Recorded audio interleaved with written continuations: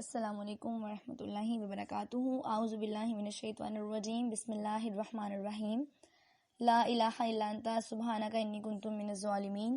ربی اشرح لی صدری ویسر لی امری واحلل عقدۃ من لسانی یفقہوا قولی. ربنا آتنا فی الدنیا حسنۃ وفی الآخرۃ حسنۃ وقنا عذاب النار وقنا عذاب القبر وقنا عذاب الحشر وقنا عذاب المیزان وقنا عذاب الصراط. آمین. ربی زدنی علما ربی زدنی علما ربی زدنی علما. آمین. Hopefully you are perfect. اللہ تعالیٰ آپ لوگوں کو ہمیشہ خوش رکھیں.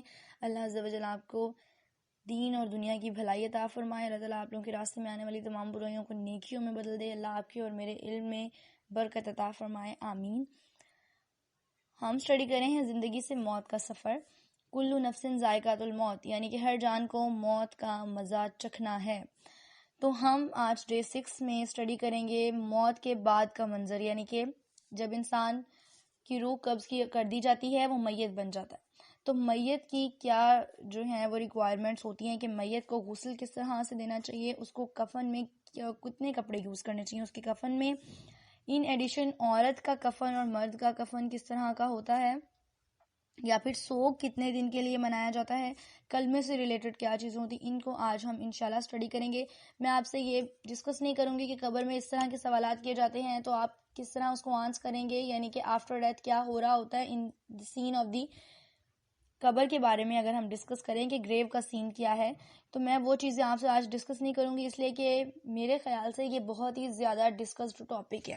یعنی کہ یہ چیزیں کافی لوگوں نے آپ سے ڈسکس کر دی ہیں اور یہ جانتے ہیں اب ہم سب لوگ کہ ہم سے وہاں کیا سوال ہونا ہے. تو اگر ہم یہ سب جاننے کے باوجود بار بار ریپیٹڈلی ہمیں یہ چیز پتہ چل جائے پھر بھی ہم اس کو فالو نہیں کر رہے ہیں تو یہ ہمارا فالٹ ہے. ٹھیک ہے، تو میں آج وہ ڈسکس نہیں کروں گی. میں آپ سے وہ چیزیں ڈسکس کروں گی جو دنیا میں میت کے ساتھ کرنے والی ہوتی ہیں جس میں ہم لوگ مسٹیک کر دیتے ہیں. ٹھیک ہے، تو انشاءاللہ ہم آج اس کو اسٹڈی کریں گے. فرسٹلی تو میں آپ سے سورہ آل عمران کے 145 ورڈز کی ٹرانسلیشن شیئر کروں گی کہ اور یہ کہ کسی شخص کے اختیار میں نہیں کہ اسے اللہ کے حکم کے بغیر موت آ جائے، یا جس کا ایک معین وقت پر آنا لکھا ہوا ہے. یعنی کہ کسی بھی انسان کے بس کی بات نہیں ہے یہ کہ جب اس کا ایک ٹائم آیا ہوا ہے تو وہ اس کو نگلیکٹ کر سکے یا اس کو ریجیکٹ کر سکے یا اپنے لیے اور تھوڑی سی ٹائم میں ایکسپینڈیچر مانگ سکے. ٹھیک ہے، تو انسان کو مہلت نہیں دی جاتی، اور جب ایک بار اس کا ٹائم آ گیا ہے تو چاہے وہ کچھ بھی کر رہا ہے اسے جانا پڑے گا. اسی طرح ابو داؤد کی ایک حدیث ہے کہ معاذ بن جبل سے روایت کرتے ہیں کہ جس شخص کا کلام آخری کلام یعنی کہ موت سے پہلے کا کلام لا الہ الا اللہ ہوگا وہ جنت میں داخل ہوگا. یہ نبی پاک صلی اللہ علیہ وآلہ وسلم نے فرمایا کہ جس شخص کا آخری کلام یعنی کہ موت سے پہلے وہ کلمہ پڑھے گا، ایمان پر مرے گا تو وہ انشاءاللہ سیدھا جنت میں داخل ہوگا. ٹھیک ہے، تو جنت میں داخل ہونے کے لیے ہمیں کلمے پر ہونا، یعنی کلمہ ہی ہے ہمارے مسلمان ہونے کی دلیل. تو کلمہ پڑھنا ضروری ہے. آپ کے لیے میں ایک سجیشن دینا چاہوں گی کہ آپ کو جب بھی اپنی سچویشن کریٹیکل لگے، ابھی آپ مجھے سن رہے ہیں لائیو تو الحمدللہ آپ لوگ زندہ ہیں، اس دنیا میں ہیں، تو جیسے ہی آپ کو کوئی ایشو لگے، آپ کچھ بھی اپنے آپ کے بارے میں سوچیں کہ شاید یہ میری ڈیتھ کا ٹائم ہو چکا ہے یا مجھے اب موت آ کر رہے گی. انسان کو اپنی کنڈیشن کے بارے میں آلریڈی پتہ چل جاتا ہے. تو آپ لوگوں کو جیسے اپنی کنڈیشن کا ہو، جب بھی اللہ کرے آپ لوگوں پہ ٹائم آئے تو یہ یاد رہے آپ کو کہ میں نے کلمہ پڑھنا ہے، تو آپ اس ٹائم کلمہ پڑھنا شروع کر دیں.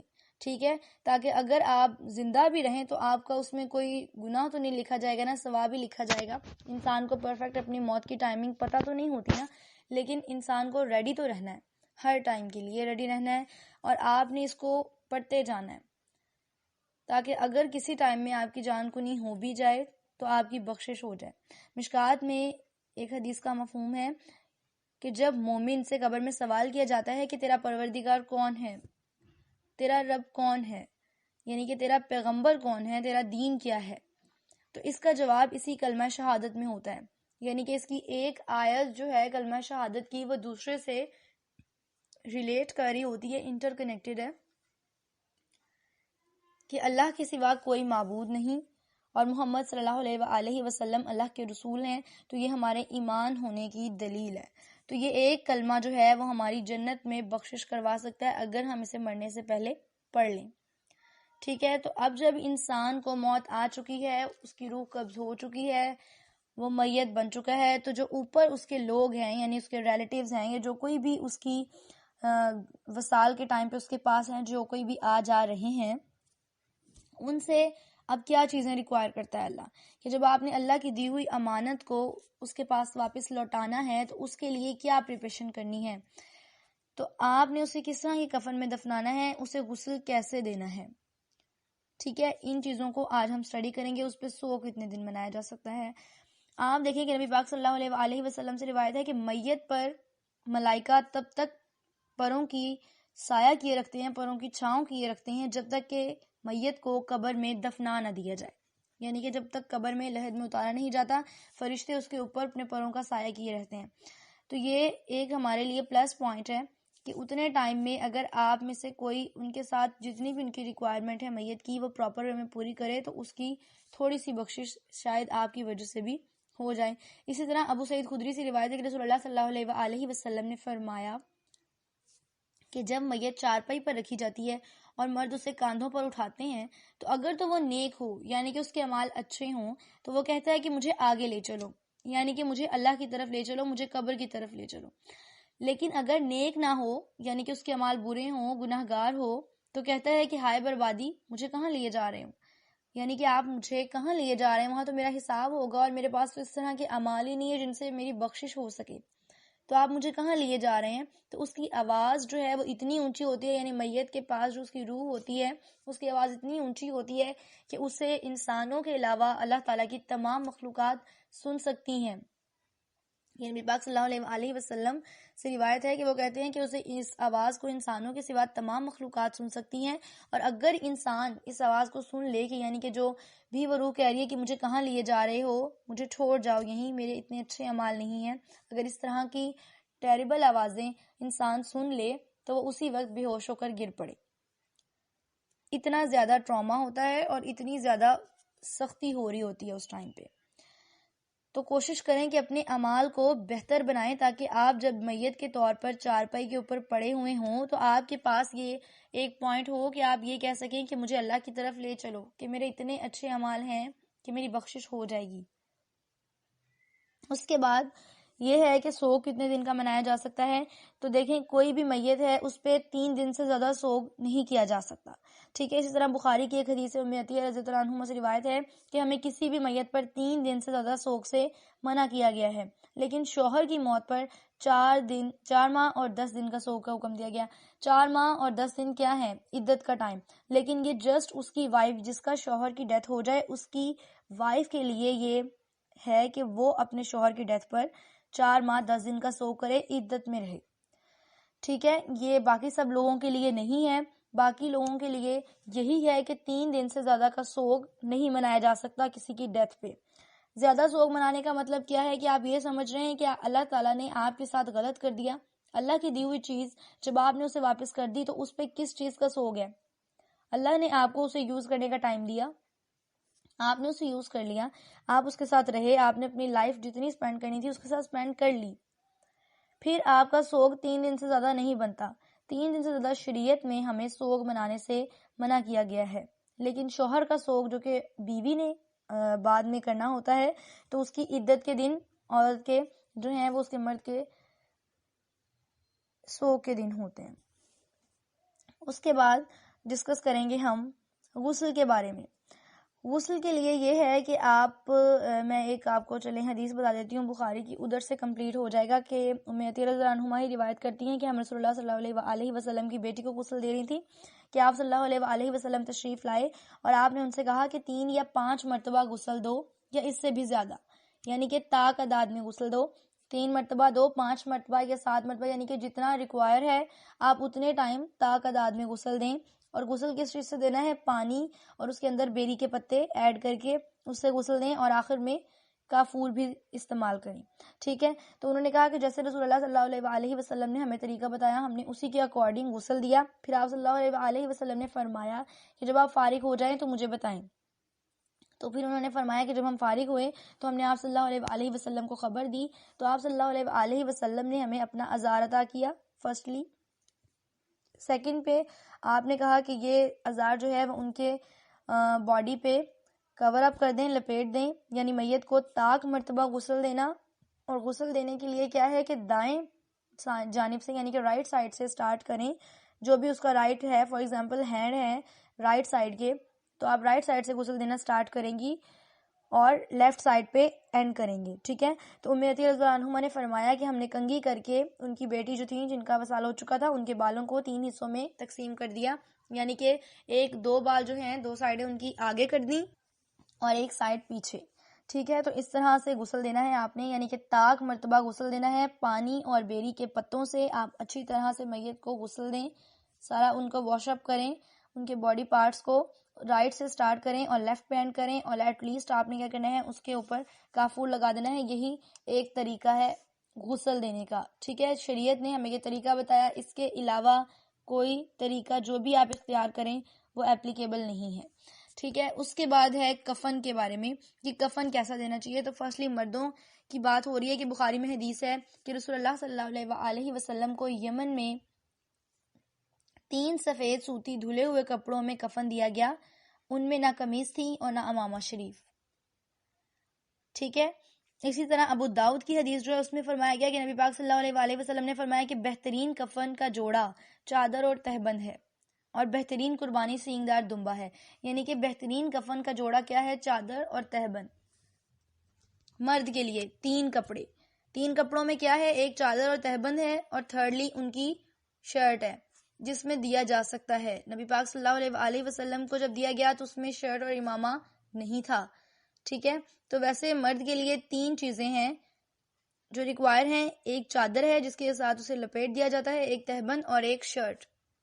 یہ مرد کے لیے 3 کپڑے ہیں. اسی طرح عورت کے بارے میں آتا ہے کہ عورت کو جب کفن دینا ہے تو کتنے کپڑے. دیکھیں، مجھے جس بچی نے یہ مجھ سے کوشچن کیا ہے، انہوں نے مجھ سے کہا کہ جب میں نے دیکھا کسی کو کفن دیتے ہوئے تو میں نے یہ دیکھا کہ انہیں 5 سے 6 کپڑوں میں کفن دیا جا رہا ہے. یعنی کہ ان کی پراپر ٹراؤزر اور پراپر شرٹ اور پراپر ہر چیز جو ہے وہ اسٹچ کی گئی، اور اس کے بعد انہیں کفن دیا گیا. اور وہ آلموسٹ کاؤنٹیبل اگر ہوں تو وہ 6 to 7 بن جاتے ہیں کفن کے کپڑے. تو دیکھیں، آپ تو بچی ہیں، میں آپ سے یہ کوشچن کرنا نہیں چاہوں.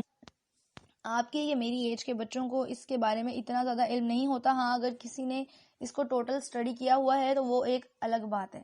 ٹھیک ہے. تو کسی کو اتنا پتہ نہیں ہوتا. لیکن جو لوگ ہم سے بڑے ہیں، ایجڈ ہیں، آپ کی مدر ہیں، فادر ہیں، گرینڈ مدرز ہیں، مدر ان لا ہیں، کوئی بھی ہیں، تو انہیں اس چیز کے بارے میں پتہ ہونا چاہیے. آپ نے اپنی لائف کا جتنا اسپین گزار چکے ہیں اس میں آپ نے دیکھا ہے کہ آپ نے کوئی 1-2 ڈیتھ تو نہیں دیکھی ہوں گی نا. پھر آپ دوسروں کو گائیڈ کیوں نہیں کر رہے ہیں صحیح طریقے سے؟ یا پھر آپ کو خود بھی اس کا کمپلیٹ میتھڈ پتہ نہیں ہے اور آپ دوسروں کو اس لیے پوائنٹ آؤٹ نہیں کر رہے کہ آپ کو بھی اس کا غلط میتھڈ ہی پتہ ہے جو دوسرے کر رہے ہیں. تو اس لیے یہ غلط بات ہے. کسی بھی میت کو کفن دینے سے پہلے کسی بھی مولوی سے یا کسی مفتی سے جو ہر چیز کے بارے میں علم رکھتا ہو اس سے ریلیٹڈ، اس سے پتہ کریں کہ پراپر وے کفن دینے کی کیا ہے. جیسے عورت کے بارے میں ہے کہ عورت کو کفن دینے کے لیے 4 کپڑے استعمال کیے جاتے ہیں، جن میں اس کا کرتا ہے، اوڑھنی ہے، چادر ہے، اور ایک کپڑا جسے اسے لپیٹ دیا جاتا ہے.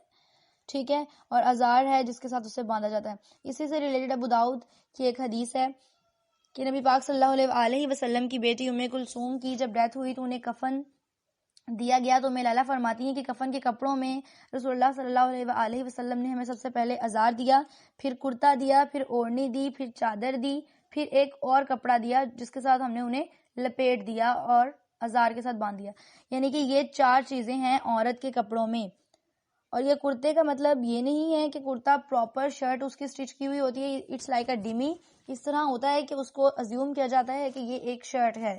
ٹھیک ہے. پراپر یہ نہیں ہوتا کہ وہ ایک جیسے عورت کی قمیض ہوتی ہے اس کے بازو سٹچ کیے ہوئے اور کمپلیٹ اس کی شرٹ، اس طرح نہیں ہوتا. نہ ہی ٹراؤزر کے لیے ایسا ہوتا ہے کہ اس کو کمپلیٹ ٹراؤزر سٹچ کر کے دیا جاتا ہے جس کے ساتھ اس کو دفنایا جائے. یہ جسٹ ڈیمیز ٹائپ ہوتا ہے اور پھر اس کپڑے میں اسے لپیٹ دیا جاتا ہے. پھر امیر اللہ کہتی ہیں کہ رسول اللہ صلی اللہ علیہ وسلم جو ہے وہ یہ کفن کے کپڑے لیے ہوئے دروازے میں ہی بیٹھے ہوئے تھے، اور آپ ان میں سے ایک ایک کپڑا ہمیں پکڑا رہے تھے کہ اب آپ نے اس کو کرنا ہے اور اب اس کو، اور پھر اسی میتھڈ کو جو ہے وہ ہم نے نیکسٹ جس کسی کو بھی کفن دیا اس پہ فالو کیا. ٹھیک ہے. تو یہ ہے طریقہ مرد اور عورت کے اتنے کپڑے ہوتے ہیں کفن میں دینے کے لیے، اس سے ایکسٹرا کچھ نہیں ہوتا.